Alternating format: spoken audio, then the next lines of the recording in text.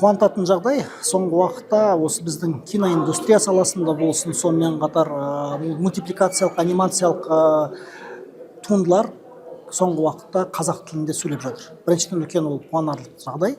Екіншіден, көптеген біздің қазіргі жас креаторларымыз, яғни осы түрлі мультфильмдерді шығарып жатқан азаматтар, бұлар қазіргі өмірдің қазіргі заман ағымына байланыс жасап жатыр.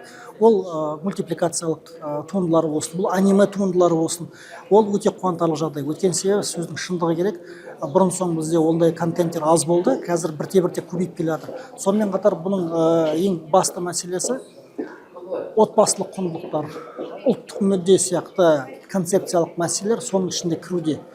Ол несімен маңызды? Біз мынау қазақ бекерден бекер айтпаған ғой, жалпы баланың тәрбиесі бесіктен басталады дейді.